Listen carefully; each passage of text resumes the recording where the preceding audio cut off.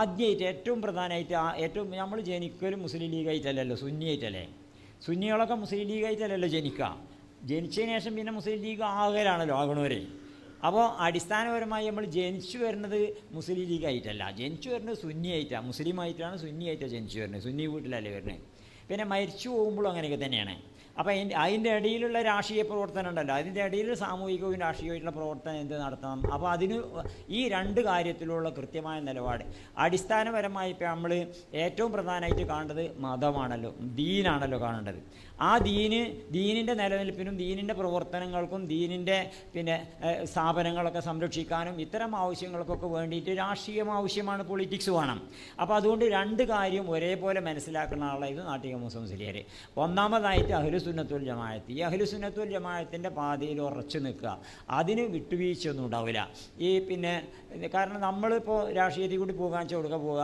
അപ്പോൾ നമ്മൾ ഇങ്ങനെ പഞ്ചായത്ത് എന്താ ഗ്രാമസഭയ്ക്ക് പോകും, ഗ്രാമസഭയിൽ നിന്ന് പോയാൽ പിന്നെ നമ്മൾ നഗരസഭയ്ക്ക് പോകും, നഗരസഭയിൽ നിന്ന് പോയാൽ പിന്നെ നമ്മൾ നിയമസഭയ്ക്ക് പോകും, നിയമസഭയിൽ നിന്ന് അപ്പുറത്ത് പോയാൽ പിന്നെ നമ്മൾ ലോകസഭയ്ക്ക് പോകും, അവിടുന്ന് പോയാൽ പിന്നെ ഇനിയിപ്പോൾ ഇടയ്ക്കൊക്കെ വേണമെങ്കിൽ ഐക്യരാഷ്ട്രസഭയിലേക്കൊക്കെ പോകും.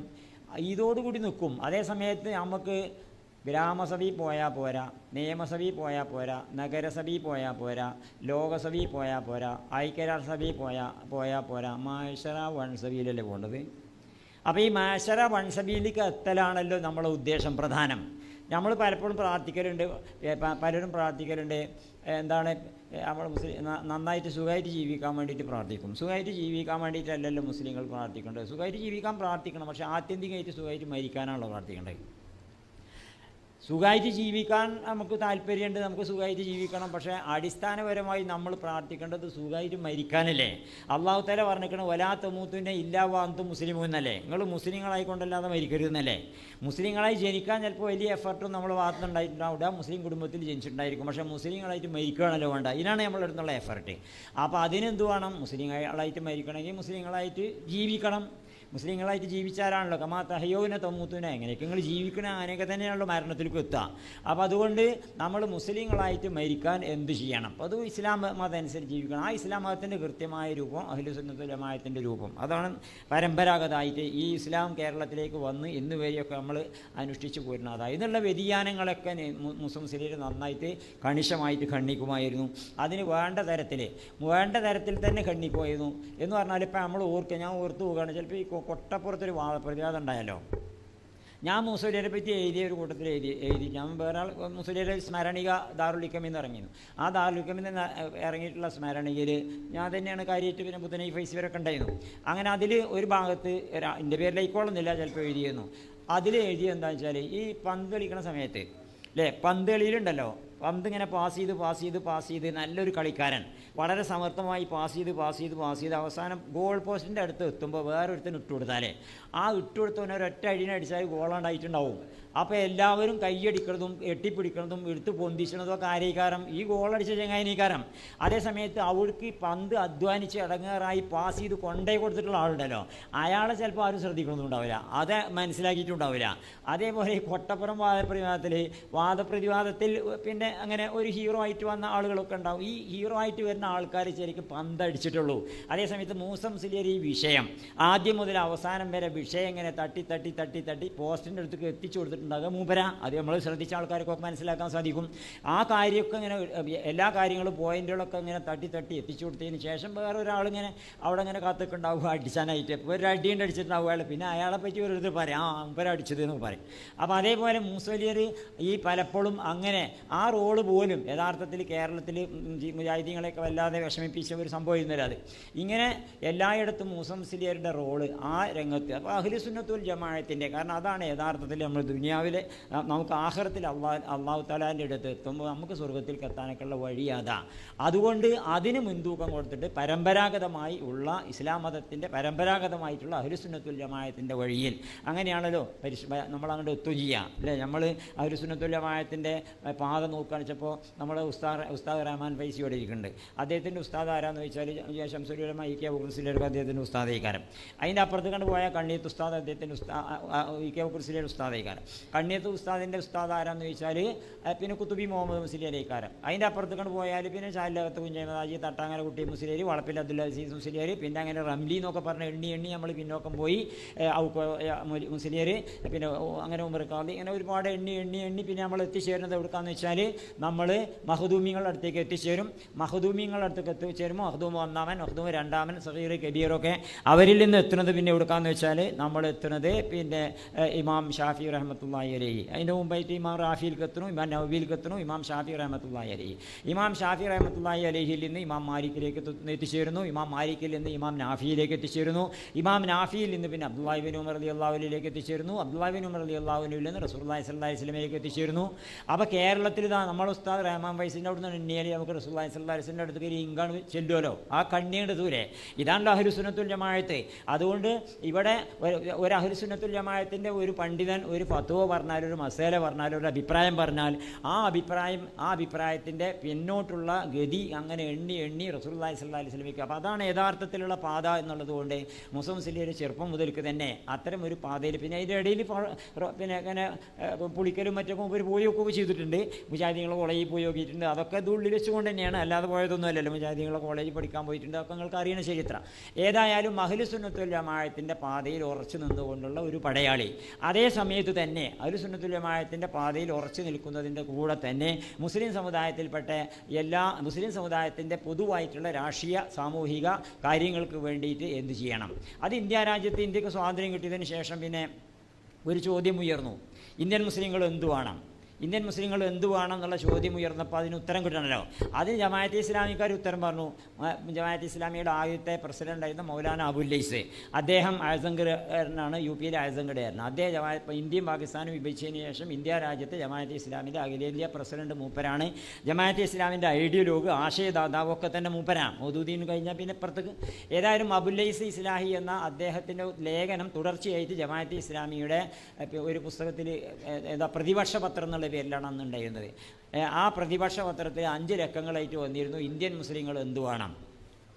ആ ഇന്ത്യൻ മുസ്ലിങ്ങൾ എന്ത് വേണമെന്നുള്ള ചോദ്യത്തിന് അയാൾ നൽകുന്ന ഉത്തരം, ഇന്ത്യൻ മുസ്ലിങ്ങൾ നിലവിലുള്ള സെക്യുലറിസം സ്വീകരിക്കാൻ പാടില്ല, ഡെമോക്രസി സ്വീകരിക്കാൻ പാടില്ല, ജനാധിപത്യം അതൊന്നും സ്വീകരിക്കാൻ പാടില്ല.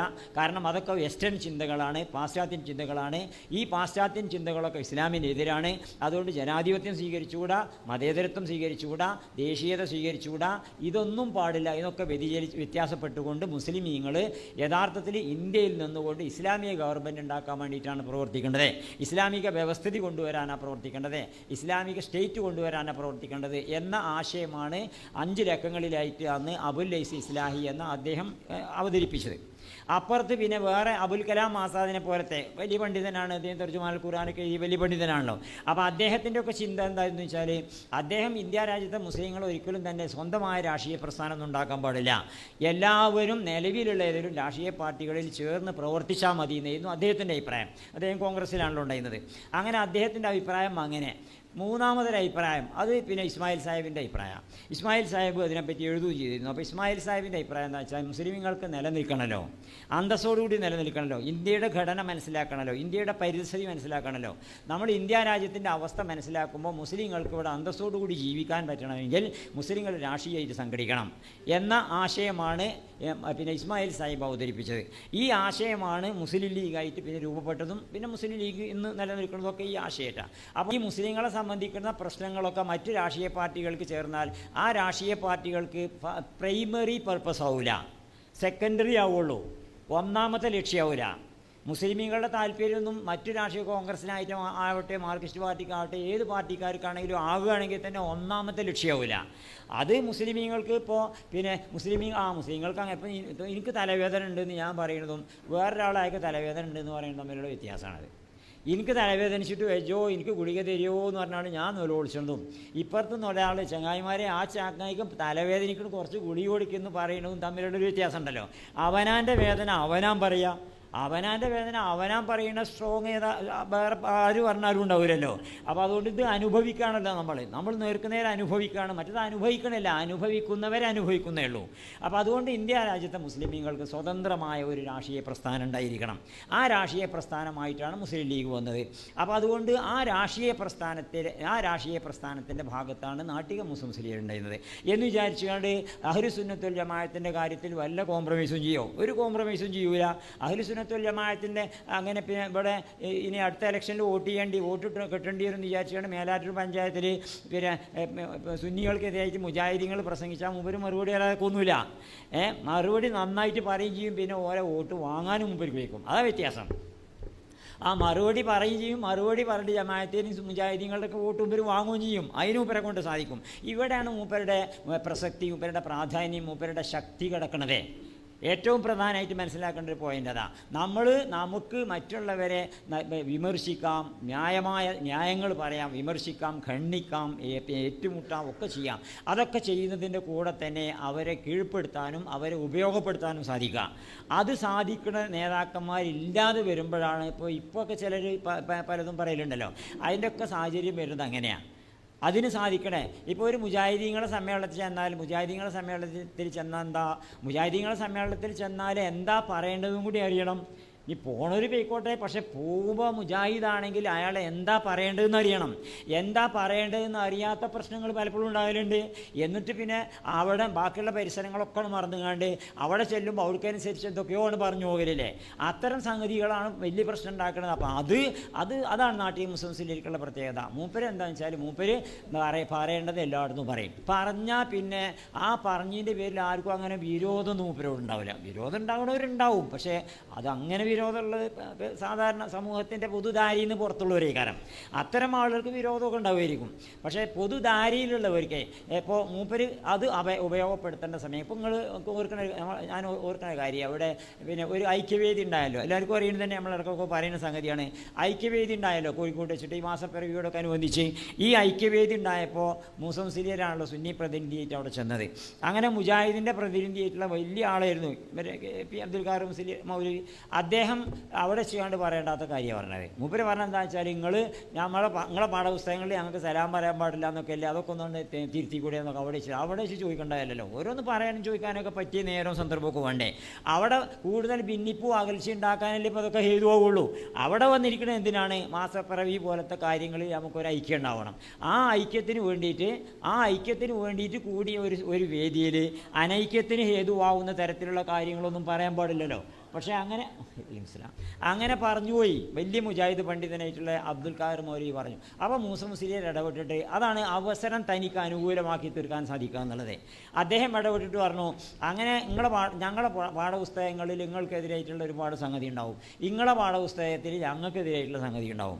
അതൊക്കെ പറഞ്ഞു തീർക്കാനല്ല ഇപ്പോൾ ഇവിടേക്ക് വന്നിരിക്കുന്നത്. ഇവിടെ വന്നിരിക്കുന്നത് എന്തിനു വേണ്ടിയിട്ടാണ്? ഇവിടെ നമ്മളൊരു പ്രത്യേക ഉദ്ദേശം വെച്ചാണ് വന്നിരിക്കുന്നത്. അത് നമുക്ക് വേറെ ചർച്ച ചെയ്യുക, തർക്കിച്ചൊക്കെ ചെയ്യാം. പക്ഷേ ഈ പരിപാടിയുടെ ലക്ഷ്യം എന്താണെന്ന് വെച്ചാൽ നമ്മൾ ഇവിടെ ഐക്യവേദി ഉണ്ടാക്കാൻ.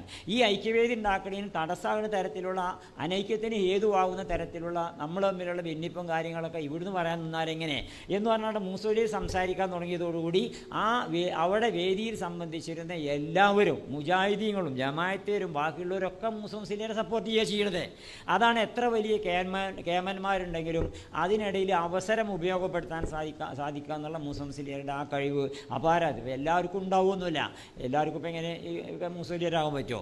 അതുകൊണ്ട് തന്നെയാണ് ഇപ്പോൾ മുസ്ലിയാരെ നമ്മളിങ്ങനെ അനുസ്മരിക്കണമൊക്കെ എല്ലാവർക്കും ഒന്നും ആകാൻ പറ്റില്ല. പക്ഷേ നമുക്ക് മൂപ്പരെ ഫോളോ ചെയ്യാൻ പറ്റും, മൂപ്പരെ ഇമിറ്റേറ്റ് ചെയ്യാൻ പറ്റും, മൂപ്പരെ അനുകരിക്കാൻ പറ്റും, മൂപ്പരിൽ നിന്ന് പഠിക്കാൻ പറ്റും, അത് പകർത്താൻ പറ്റും.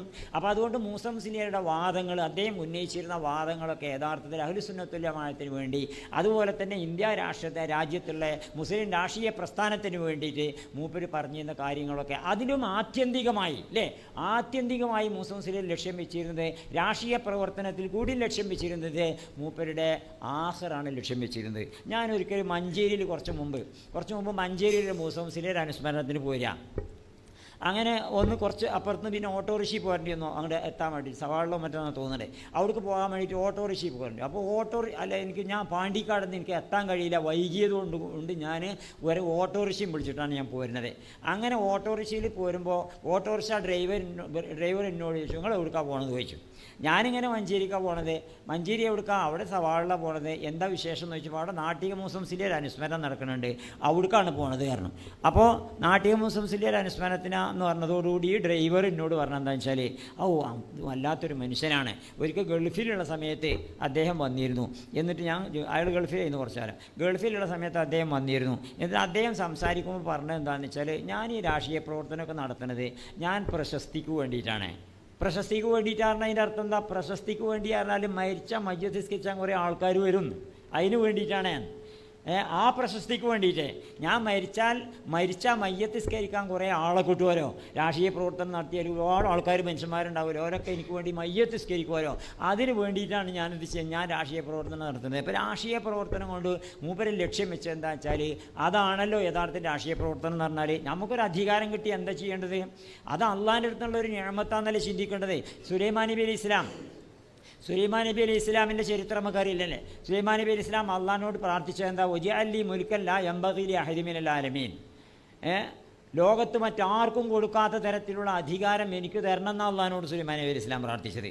വജഅലി മുൽക്കൻ ലാ യംബഗി ലി അഹദിൻ മിനൽ ആലമീൻ. അമേരിക്കൻ പ്രസിഡന്റ് ബൈഡൻ ഇല്ലാത്ത, റഷ്യൻ പ്രസിഡന്റ് പുടിനില്ലാത്ത, ഇന്ത്യൻ പ്രധാനമന്ത്രി നരേന്ദ്രമോദിക്കില്ലാത്ത, അങ്ങനെ ലോകത്തെ ഒരു ഭരണാധികാരിക്കും ഇല്ലാത്ത തരത്തിലുള്ള അധികാരം എനിക്ക് തരണം എന്ന് പറഞ്ഞാൽ അതിൻ്റെ അർത്ഥം എന്താ? അള്ളാഹു തആല കൊടുക്കുകയും ചെയ്തു. നരേന്ദ്രമോദി നമ്മളെ പ്രധാനമന്ത്രി തന്നെ ഇക്കാരം, പക്ഷേ ഇവിടുത്തെ ജിന്നുകളെ പ്രധാനമന്ത്രിയാവും. മൂപ്പര് ഇവിടുത്തെ ചെയ്ത്താന്മാരായിരിക്കും ചിലപ്പോൾ. ജിന്നുകളെ പ്രധാനമന്ത്രി അല്ലല്ലോ, കാറ്റിൻ്റെ പ്രധാനമന്ത്രിയാ. കാറ്റണ്ട് അടിച്ചിട്ടുണ്ടെങ്കിൽ നല്ല പേര് ഓക്കി എന്നൊക്കെ പറഞ്ഞ് പേരിടാൻ പറ്റും. പക്ഷേ കാറ്റണ്ട് അടിച്ചാൽ എന്താ ഇപ്പോൾ നരേന്ദ്രമോദിക്ക് പറ്റുക? എന്താ ബൈഡന് പറ്റുക? എന്താണ് പുടിന് പറ്റുക? അപ്പോൾ കാറ്റിൻ്റെ മേലൊരു സ്വാധീനവും അധികാരമില്ലല്ലോ.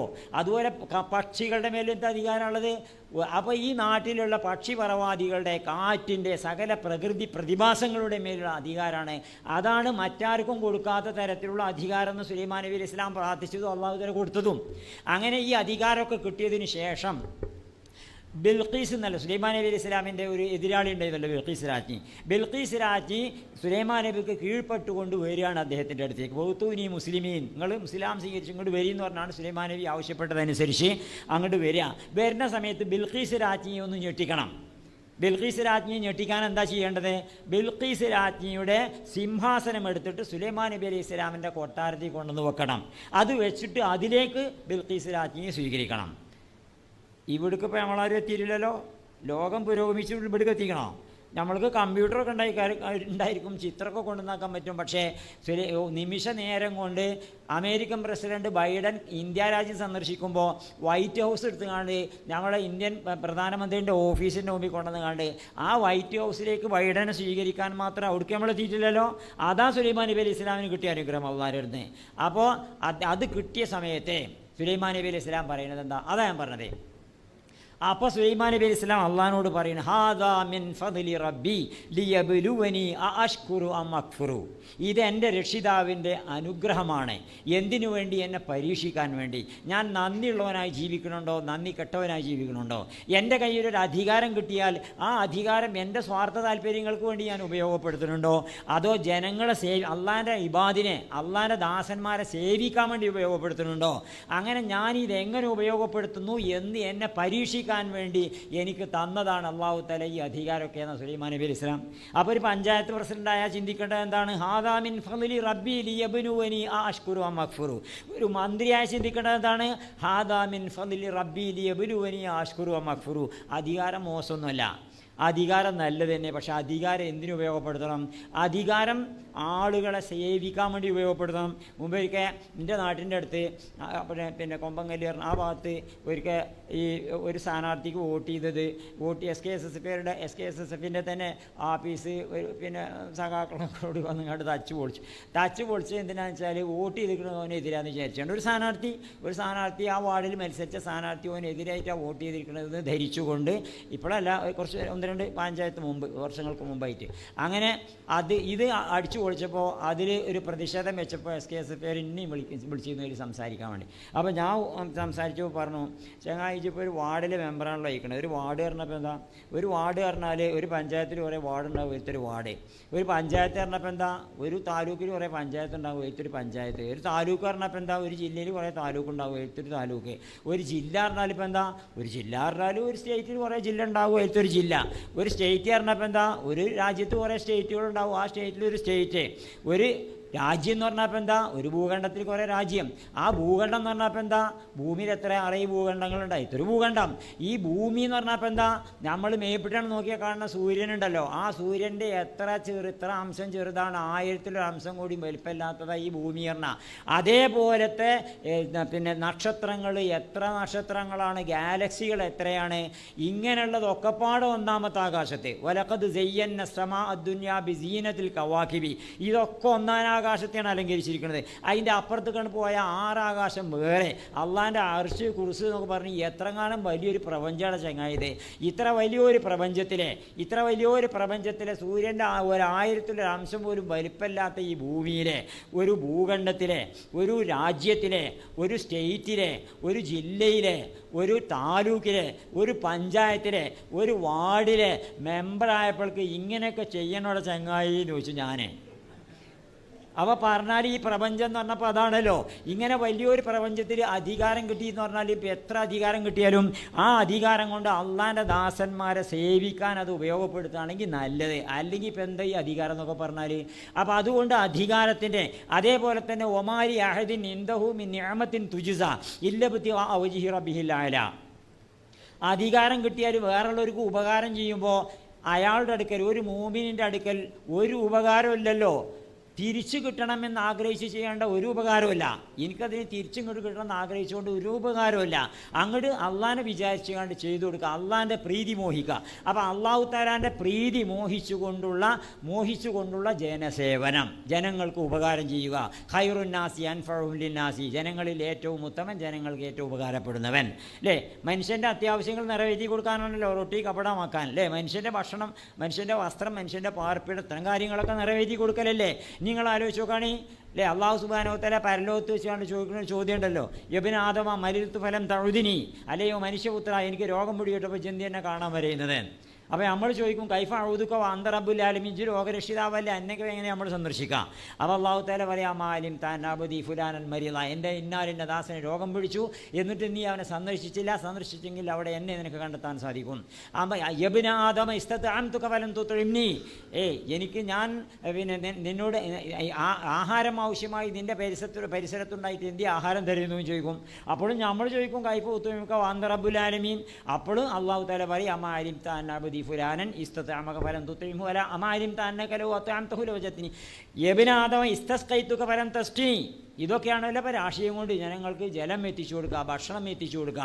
അതേപോലത്തെ ഭൗതികമായിട്ടുള്ള ഏതൊരു സംഗതി ചെയ്തു കൊടുക്കുകയാണെങ്കിൽ ഇതൊക്കെയാണല്ലോ ഇപ്പോൾ രാഷ്ട്രീയം കൊണ്ട് ചെയ്യാറുള്ളത്.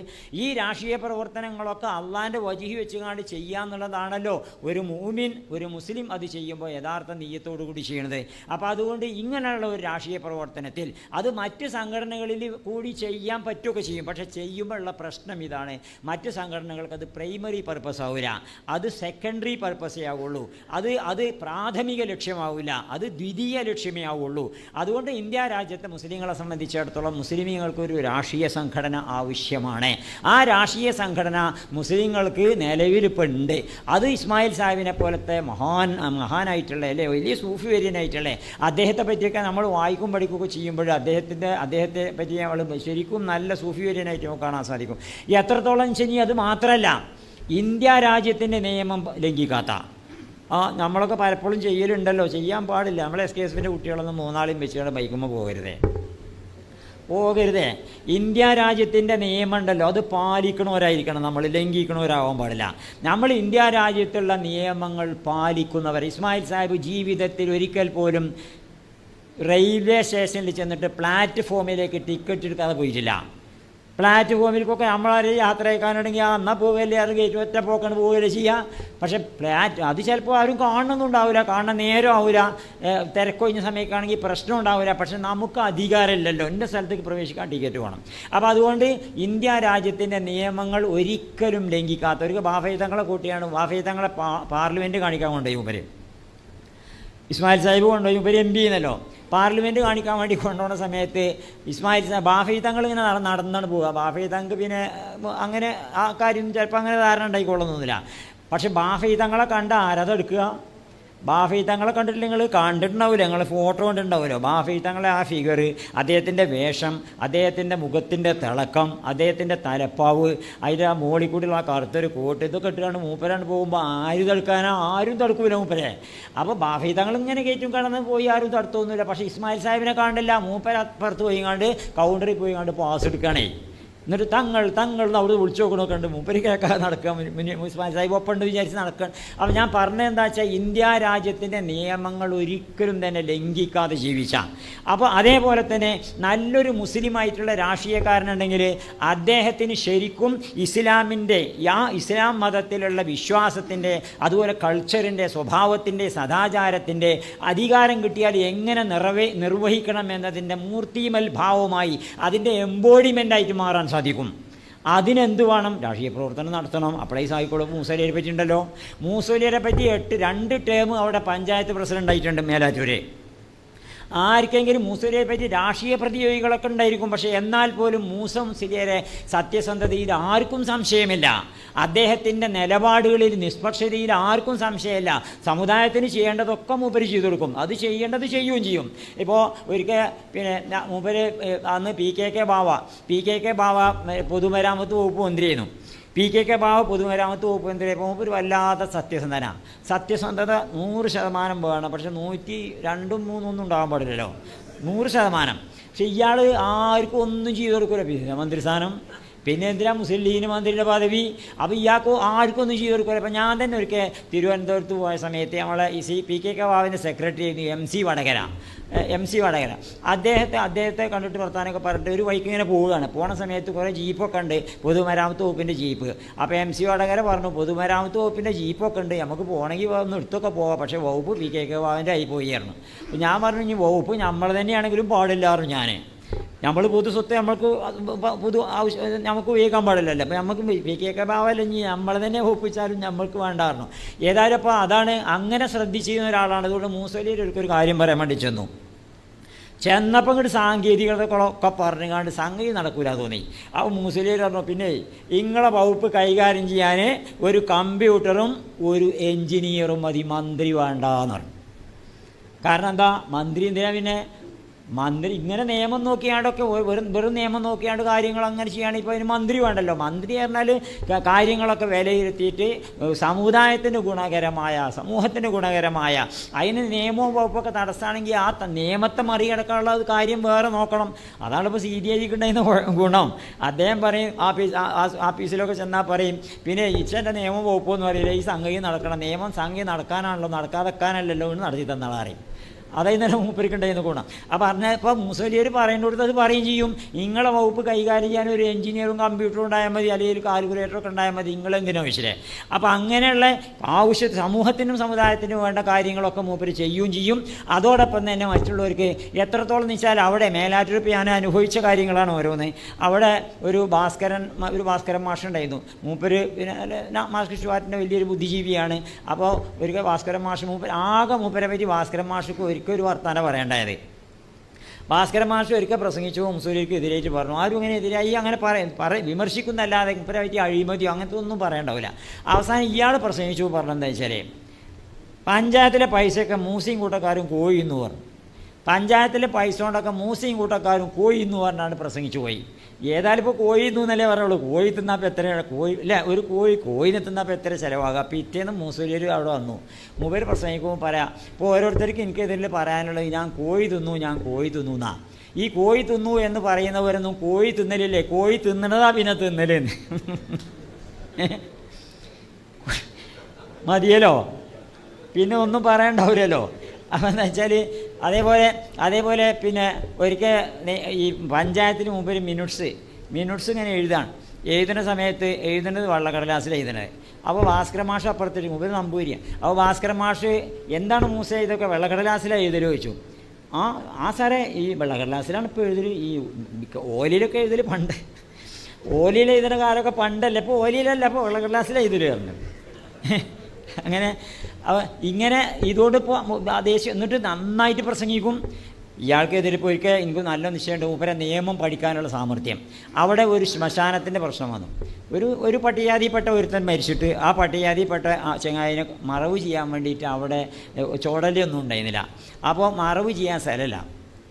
അപ്പോൾ അവിടുത്തെ ഒരു അബൂക്കറാജി അയാളെ ജ്യേഷ്ഠൻ സ്ഥലം കൊടുത്തു, എൻ്റെ തൊടുവിലൂടെ കൊണ്ടുവന്ന് മറവ് ചെയ്തോളി. നല്ല മനസ്സ് കണ്ട് അതിനെ മറവ് ചെയ്യാൻ സ്ഥലമില്ലാത്തതുകൊണ്ട് ഒരു സതുദ്ദേശം വെച്ച് കണ്ടതാ അവിടെ കൊണ്ടുവന്ന് കുഴിച്ചിട്ടിരുന്നാണ്, ഇവിടെ കൊണ്ടുവന്ന് മറവ് ചെയ്തിരുന്നാണ്. അയാൾ സ്ഥലം കാണിച്ചു കൊടുത്തു.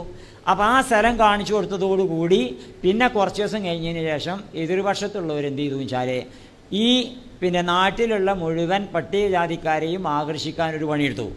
എന്ന് പറഞ്ഞാൽ ഇയാളെ മറവ് ചെയ്ത സ്ഥലം ചുടലയാണെന്ന് പറഞ്ഞാണ്ട് ആ ചുടല അത് പട്ടികജാതിക്കാർക്ക് ചുടലയായിട്ട് കിട്ടണം, അത് പട്ടികജാതിക്കാരുടെ ചുടലയെന്ന് പറഞ്ഞാണ്ട് പ്രക്ഷോഭം നടത്തി തുടങ്ങി. അങ്ങനെ പ്രക്ഷോഭം നടത്തിയിട്ട് ഭയങ്കര പ്രശ്നമായി. അവസാനം ഹൈക്കോർട്ടിൽ നിന്ന് ആളിത് നോക്കാൻ വേണ്ടിയിട്ട് വരും. ഹൈക്കോർട്ടിൻ്റെ പ്രതിനിധിയെ വിട്ടുകൊണ്ട് ഇത് നോക്കണ്ടൊക്കെ പ്രശ്നമാകെ വഷളാകാൻ തുടങ്ങുക. അപ്പോൾ മൂസോലിയർ അന്ന് പെട്ടെന്ന് ബറിയൽ ആൻഡ് ബേണിംഗ് ആക്ടിന് വായിച്ചു. ബറിയൽ ആൻഡ് ബേണിംഗ് ആക്ടിന് വായിച്ചുകൊണ്ട് മേലാറ്റുഴങ്ങാടിയിൽ വന്നിട്ട് പ്രസംഗിക്കുകയാണ്. ഇതിപ്പോൾ ഈ നാട്ടിലുള്ള പട്ടികജാതിക്കാരായിട്ടുള്ള സഹോദരന്മാർ മനസ്സിലാക്കാൻ വേണ്ടിയിട്ട് ഇത് നിങ്ങളോടുള്ള സ്നേഹം കൊണ്ടാണ് ചെയ്തിരിക്കണമെന്ന് നിങ്ങൾ ആലോചിക്കണുണ്ടോ? ഇനിയിപ്പോൾ എന്താ ഉണ്ടാകുക? അതിൻ്റെ തൊട്ടടുത്ത് കൂടി 12 അടി വിട്ടുകൊണ്ട് ഒരു ജലാശയം ഒരു ചോല പോകുന്നുണ്ട്, വെള്ളം ഒഴിച്ചു പോകുന്നുണ്ട്. അപ്പോൾ ഈ ചോല പോണീൻ്റെ 14 അടി വിട്ടിട്ടേ ശ്മശാനം പാടുള്ളൂ. ഇത് 12 അടി വിട്ടിട്ടാണ്. ഇനി ഹൈക്കോർട്ടിൽ നിന്ന് ആൾ വന്ന് കണ്ട് അടക്കി ഇത് പരിശോധിച്ചിട്ടുണ്ടെങ്കിൽ ആ സാധു ചെങ്ങായിനെ എന്നോ മറവ് ചെയ്തത് മാന്തിയിട്ട് എവിടെയോ കൊണ്ടുപോയി ഇടേണ്ടി വരും. അപ്പോൾ അത്രമാത്രം നിങ്ങളോട് ശത്രുതയും നിങ്ങൾക്ക് ദ്രോഹമല്ലേ ചെയ്തിരിക്കുന്നത് പറഞ്ഞാണ്ട് ഈ ബറിയൽ ആൻഡ് ബേണിംഗ് ആക്ട് ഉദ്ധരിച്ചുകൊണ്ട് മൂപ്പരാൻ പ്രസംഗിച്ചതോടുകൂടി പിന്നെ ആ വിഷയം ഉണ്ടിയിട്ടില്ല ആരും. അപ്പോൾ മൂപ്പർക്ക് വളരെ പെട്ടെന്ന് ഇത്തരം കാര്യങ്ങളൊക്കെ ഓടും, നിയമങ്ങളൊക്കെ വളരെ പെട്ടെന്ന് പഠിച്ചെടുക്കും. അങ്ങനെ ചുരുക്കി പറഞ്ഞാൽ ഇങ്ങനെ മൂപ്പരുടെ രാഷ്ട്രീയ പ്രവർത്തനം കൊണ്ട് മൂപ്പർ ചെയ്യുന്ന കാര്യം ഇതൊക്കെയാണ്. ജനങ്ങൾക്ക് എല്ലാവർക്കും തുല്യമായിട്ട് അവർക്ക് ആവശ്യമായിട്ടുള്ള കാര്യങ്ങൾ ഉപകാരം ചെയ്തു കൊടുക്കുക. അതിൻ്റെ പേരിൽ പ്രത്യേകിച്ച് താല്പര്യമൊന്നുമില്ലാത്ത രീതിയിൽ അത് ഇന്ത്യൻ യൂണിയൻ മുസ്ലിം ലീഗിൻ്റെ അതിനു വേണ്ടിയിട്ട് മൂപ്പർ വളരെ ശക്തനായിട്ട്. ഇപ്പോൾ നിങ്ങൾക്ക് ഓർമ്മ ഉണ്ടല്ലോ അല്ലേ, നമ്മളെ ഇവിടെ വെച്ചുകൊണ്ട് കുറ്റിപ്പുറത്ത് വെച്ച് നമ്മളെ പഴയ അബ്ദുൾ റബ്ബിൻ്റെ വാപ്പ, വിദ്യാഭ്യാസ മന്ത്രി അബ്ദുൾ റബ്ബിൻ്റെ വാപ്പ അബുഖാദർ കുട്ടിനെ പ്രസംഗിച്ചു. മൂപ്പര് പ്രസംഗിച്ചത് എന്താ വെച്ചാൽ, അത് ഞാൻ പറഞ്ഞത് മുസ്ലിം ലീഗിൻ്റെ ആൾക്കാർ വേണ്ടാത്തത് പറയരുത് പറയുന്നത് അതുകൊണ്ടാണ്. മൂപ്പര് പ്രസംഗിച്ചത് എന്താ വെച്ചാൽ, ഈ കെ അബൂബക്കർ മുസ്ലിയാരെയും കണ്ണിയത്ത് അഹമ്മദ് മുസ്ലിയാരെയും ഞാൻ തൗഹീദിലേക്ക് ക്ഷണിക്കുന്നു. ആര്? അബുഖാദർ കുട്ടിനെ. മൂപ്പര് മന്ത്രിയായിരുന്നു. മുജാഹിദീങ്ങളുടെ സമ്മേളനത്തിൽ വെച്ച് കണ്ടേ തൗഹീദിലേക്ക് ക്ഷണിക്കുന്നു. സംശംസയുടെ മീ കെ അബൂബക്കർ മുസ്ലിയാരെയും കണ്ണിയത്ത് ഉസ്താദിനെയും ഞാൻ തൗഹീദിലേക്ക് ക്ഷണിക്കുന്നു പ്രസംഗിച്ചു. അങ്ങനെ അപ്പുറത്തുനിന്ന് സീതിയായി പ്രസംഗിച്ചു. പിന്നെ പറയുമ്പോൾ ഒരു തട്ടും തിളവൊന്നും ഉണ്ടാവില്ല. ഞാൻ മുജാഹിദ് പ്രസ്ഥാനത്തിന് വേണ്ടി എൻ്റെ അവസാനത്തെ തുള്ളി രക്തവും ചിന്തും നോക്കണം പ്രസംഗിച്ചു. അതോടുകൂടി ഫാറൂഖ് മൊയ്ലി അറിയില്ലെങ്കിൽ പട്ടാമ്പിയിലെ ഫാറൂഖ് മൊയ്ലി അങ്ങനെയൊക്കെ ആണെങ്കിൽ നമുക്ക് സുന്നീക രാഷ്ട്രീയ പാർട്ടി വേണം. അങ്ങനെ സുന്നീക രാഷ്ട്രീയ പാർട്ടി ഉണ്ടാക്കാൻ വേണ്ടിയിട്ട് മൂപ്പര് ശ്രമിച്ചതല്ലേ. പട്ടാമ്പിയിലെ ഫാറൂഖ് മൊയ്ലി നല്ല പ്രസംഗകനായിരുന്നു, നല്ല വാഴവനായിരുന്നു. അങ്ങനെ അദ്ദേഹം കുറേ സുന്നികളൊക്കെ സംഘടിപ്പിച്ചാണ്ട് മൂപ്പര് സുന്നികൾക്ക് രാഷ്ട്രീയ പ്രസ്ഥാനം എന്ന് പറഞ്ഞാണ്ട് MDP മുസ്ലിം ഡെമോക്രാറ്റിക് പാർട്ടി ഉണ്ടാക്കി. മൂസലിയർ ചെയ്ത പണിയറിങ്ങൾ അയക്കാരങ്ങൾക്ക് മൂസലിയർ പോയി എല്ലാവരും ക്ഷണിച്ച കൂട്ടത്തിൽ മൂസലിയർ ക്ഷണിച്ചിരുന്നു. മൂപ്പര് സുന്നി നേതാവല്ലേ, മൂപ്പരെ ക്ഷണിച്ചു. മൂപ്പര് ചെന്നു. മൂപ്പര് ചെന്നിട്ട് അഭിപ്രായം പറയാൻ തുടങ്ങി. അഭിപ്രായം പറഞ്ഞ് എല്ലാവരും ശ്രദ്ധ ആകർഷിച്ചു. അതോടുകൂടി ഈ പാർട്ടിക്ക് പാരാ പ്രസിഡന്റ് എന്ന് ചോദിച്ചപ്പോൾ ഫാറൂഖ് മൗലവിന്ന് പറയുന്ന മൂസലിയറിനെ ആയിക്കോട്ടെയായിരുന്നു. മൂസലിയറെ പ്രസിഡൻ്റാക്കി. മൂസലിയർ അതിന് പോയതാണേ. പ്രസിഡൻ്റാക്കിയിട്ട് പിറ്റേന്ന് ജാമിയ നൂരിയിൽ വന്നിട്ട് പറഞ്ഞു, മുസ്ലിം ഡെമോക്രാറ്റിക് പാർട്ടിയെ അതിൻ്റെ പ്രസിഡന്റ് പിരിച്ചു വിട്ടിരിക്കുന്നു. അതിനാ പോയത്. അപ്പോൾ അങ്ങനെ മുസ്ലിം ലീഗിന് വേണ്ടിയിട്ട് അത്രമാത്രം മൂപ്പര് എന്തും സഹിക്കും, എന്തും ചെയ്യും, അത്ര സ്നേഹിക്കുന്ന മുസ്ലിം ലീഗുകാരനായിരുന്നു അദ്ദേഹം. അതുകൊണ്ട് അങ്ങനെ മുസ്ലിം ലീഗ് എന്ന പ്രസ്ഥാനത്തിന് വേണ്ടിയിട്ട് അതിൻ്റെ ശക്തനായ വക്താവായിരുന്നു, അതിൻ്റെ പ്രഭാഷകനായിരുന്നു, അതിന് വക്താവായിരുന്നു, മറുപടി പറയുമായിരുന്നു ഒക്കെ തന്നെ. ഇപ്പോൾ CH മുഹമ്മദ് സാഹിബിനെ പറ്റി നിങ്ങൾ ആലോചിച്ച് നോക്കുകയാണെങ്കിൽ CH മുഹമ്മദ് കോയ സാഹിബ് യഥാർത്ഥത്തിൽ ഒരാൾ മുസ്ലിം ലീഗുകാരനായാൽ നല്ലത് പറയിപ്പിക്കാൻ പറ്റണം, സമൂഹത്തെ കൊണ്ടൊക്കെ സഹായിക്കണം. അതേസമയത്ത് മുസൽമാനാണെന്നുള്ളൊരു അഭിമാനം വേണം. CH മുഹമ്മദ് കോയ സാഹിബ് ആദ്യമായി അതേ മുഖ്യമന്ത്രിയായിട്ട് പുത്തിരിക്കണ്ടം മൈതാനിയിൽ, തിരുവനന്തപുരത്ത് പുത്തിരിക്കണ്ടം മൈതാനിയിൽ വെച്ചുകൊണ്ട് സ്വീകരണം കൊടുത്തു മൂപ്പർക്ക്. ആ സ്വീകരണത്തിൽ CH മുഹമ്മദ് കോയ സാഹിബ് പ്രസംഗിക്കുകയാണ്, ഞാനൊരു മുസൽമാനാണ്, എനിക്ക് അക്രമത്തിന് കൂട്ടു നിൽക്കാൻ പറ്റില്ല. ഞാനൊരു മുസൽമാനാണ്, എനിക്ക് അഴിമതിക്ക് കൂട്ടു നിൽക്കാൻ പറ്റില്ല. ഞാനൊരു മുസൽമാനാണ്, എനിക്ക് അന്യായത്തിന് കൂട്ടു നിൽക്കാൻ പറ്റില്ല. ഞാനൊരു മുസൽമാനാണ്, അന്യ സമുദായത്തിൻ്റെ അവകാശങ്ങൾ ലംഘിക്കാൻ എനിക്ക് പറ്റില്ല. ഞാനൊരു മുസൽമാനാണ്, എൻ്റെ സമുദായത്തിൻ്റെ അവകാശം ലംഘിക്കുന്നത് സഹിക്കാനും എനിക്ക് പറ്റില്ല. ഇതാ മുസ്ലിം ലീഗ് പറഞ്ഞാൽ, ഈ മുസ്ലിം ലീഗ് ആ മുസ്ലിയരെ. അപ്പോൾ എന്താ, മുസൽമാനാണ് എന്ന മുഖവരിയോടുകൂടി. അപ്പോൾ ആരും മനസ്സിലാക്കുക എന്താണ്, കണ്ടോ, അദ്ദേഹം ഒരു മുസൽമാനാണെന്നുള്ളതുകൊണ്ട് അഴിമതിക്കെതിരെ, അദ്ദേഹം ഒരു മുസൽമാനാണെന്നുള്ളതുകൊണ്ട് അക്രമത്തിനെതിരെ, അദ്ദേഹം ഒരു മുസൽമാനാണെന്നുള്ളതുകൊണ്ട് അന്യായത്തിനെതിരെ, അദ്ദേഹം ഒരു മുസൽമാനാണെന്നുള്ളതുകൊണ്ട് അധർമ്മത്തിനെതിരെ. അപ്പോൾ കണ്ടോ, ഇസ്ലാമിൻ്റെ തിളക്കവിടെ നിന്ന് വരികയല്ലേ. ഒരു മുസൽമാൻ ആയിട്ടുള്ള മുഖ്യമന്ത്രിയാണ് ഈ പറയുന്നത്. എന്നാൽ പറയേണ്ടടുത്ത് നേരെ പറയുകയും ചെയ്യും. വെറുതെ പോയിങ്ങാണ്ട് ഗുരുവായൂരൊക്കെ പോയിങ്ങാണ്ട് ഹരോ നാമം അതൊന്നും ഉണ്ടാവില്ല. വെറുതെ ആവശ്യമില്ലാത്ത അന്തല്ലാതെ നിങ്ങൾ ആലോചിച്ച് നോക്കുകയാണെങ്കിൽ ഗുരുവായൂർ പോയി കണ്ടൊരു മുസ്ലിം കാൻഡിഡേറ്റ് ആ ഗുരുവായൂരപ്പനെ പ്രകീർത്തിച്ചാണ്ട് കയ്യൊക്കെ തൊഴുതാലേ ആ ക്ഷേത്രത്തിൽ കൂടി ആൾക്കാരെന്തെങ്കിലും ആലോചിക്കാം, എനിക്ക് തരാൻ വെച്ചിട്ട് ഞങ്ങൾ വോട്ട് ചെയ്യാതെ ചേങ്ങായി ഞങ്ങളെ ചതിക്കല്ലേ, ഞങ്ങളെ വഞ്ചിക്കാനുള്ള പണിയല്ലേ എന്നല്ലോ ഒരാലോചിക്കാം. അതെങ്കിലുമൊക്കെ മനസ്സിലാക്കാൻ പറ്റണ്ടേ. എന്നിട്ട് അതിൻ്റെ സംഭവിച്ചാൽ അവിടെ മുസ്ലിങ്ങളെ ഭാഗത്തു നിന്നുള്ള വോട്ടും കിട്ടിയില്ല, മറ്റൊന്നും കിട്ടിയില്ല. കിട്ടുമല്ലോ, കാരണം മുസ്ലിങ്ങൾ ഇത് കണ്ടാൽ പിന്നെ ആരാ ചെയ്യുക, അപ്പുറത്താണെങ്കിൽ മറ്റൊരും ചെയ്യില്ല. ഇത് നമ്മളെ കബളിപ്പിക്കാനുള്ള പരിപാടിയെന്ന് ഓരും ചിന്തിക്കും. ആ ജാതി വിഡ്ഢിത്വമൊക്കെ സംഭവിക്കുമ്പോഴാണ് പ്രശ്നം. അതേസമയത്ത് CH മുഹമ്മദ് സാഹിബിനെ നായന്മാരും ഓരോ സമ്മേളനത്തിന് വിളിച്ചു, NSS. ഒരു പറഞ്ഞു ദീപം കൊളുത്തി കൂടെ ചോദിച്ചു. ദീപം കൊടുത്താലോ, ദീപം പ്രകാശമല്ലേ, പ്രകാശം കൊളുത്തിന് ഇപ്പം എന്താ പ്രശ്നം, ഭദ്രദീപമാണ് പറഞ്ഞു. അയ്യോ ഭദ്രദീപം എന്ന് പറഞ്ഞാൽ ഇങ്ങനെ കിഴക്കോട്ട് തിരിഞ്ഞ് പടിഞ്ഞാട്ട് തിരിഞ്ഞ് ഇങ്ങനെയൊക്കെ കൊളുത്തേണ്ടതല്ലേ ചോദിച്ചു. അങ്ങനെ കൊളുത്തേണ്ടത്, അതൊരു ഹൈന്ദവ ആചാരം, ഞാനൊരു മുസൽമാനല്ലേ, മതിയല്ലോ. അതാ ഇസ്ലാമിൻ്റെ അന്തസ്സാണ് കാക്കാൻ സാധിക്കണം അവിടെ. ഒരു മുസ്ലിമായ ഒരു മനുഷ്യൻ അയാളുടെ വിശ്വാസത്തിൽ ഉറച്ചു നിന്നുകൊണ്ട് അയാളുടെ സംസ്കാരത്തിൽ ഉറച്ചു നിൽക്കുമ്പോഴാണ് ബാക്കിയുള്ളവർ വില കൽപ്പിക്കുക. അതിൽ കോംപ്രമൈസ് ചെയ്യുമ്പോഴല്ല വില കൽപ്പിക്കുക, അല്ലേ.